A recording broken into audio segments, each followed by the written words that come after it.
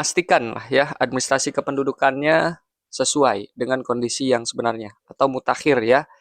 Kakaknya harus terbaru ya, kemudian apa jenis pekerjaan juga harus disesuaikan dengan jenis pekerjaan yang memang sesuai dengan kondisi yang terkini gitu ya. Kalau seumpama beberapa tahun yang lalu Bapak Ibu berada di status pekerjaannya itu sebagai pegawai swasta misalkan ya, tapi karena ada suatu hal yang menyebabkan Bapak Ibu sudah tidak lagi bekerja di perusahaan tersebut, maka Bapak Ibu kan keluar tuh dari perusahaan, kemudian menjadi buruh ya, serabutan gitu ya dan lain sebagainya, maka Bapak Ibu bisa segera menggantikan status pekerjaannya ya.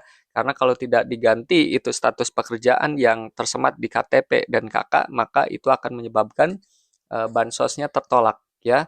Karena dianggap apa namanya punya penghasilan tetap begitu ya. Sehingga bansosnya tidak bisa diajukan ya. Maka dari itu administrasi kependudukannya juga harus rapi, harus sesuai dengan kondisi terkini ya.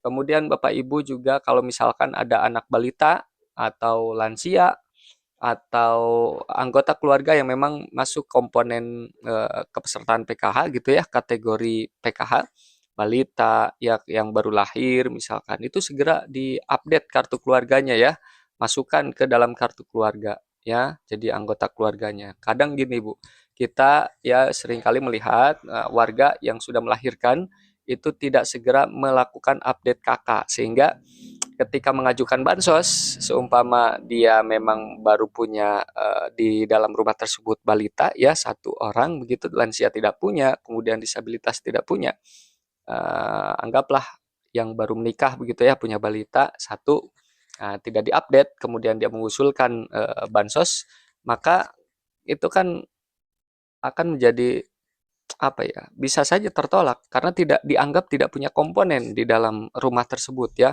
Oleh karena itu kartu keluarga harus betul-betul up to date ya, harus diperbaharui sesuai dengan kondisi terkini. Bila mana ada penambahan anggota maka perlu di-update ya, ditambahkan, masukkan tuh anggota. Kemudian yang kedua, kalau seumpama Bapak Ibu anak balitanya beberapa tahun yang lalu misalkan usianya 5 tahun. Nah, sekarang sudah masuk SD.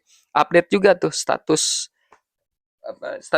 pelajar gitu ya di dalam kakaknya sehingga nanti dia juga masuk komponen anak sekolah begitu ya, balitanya sudah lewat kemudian masuk pelajar begitu ya, status pelajar seperti itu ya. Jadi sekali lagi administrasi kependudukan harus rapi ya, harus sesuai dengan kondisi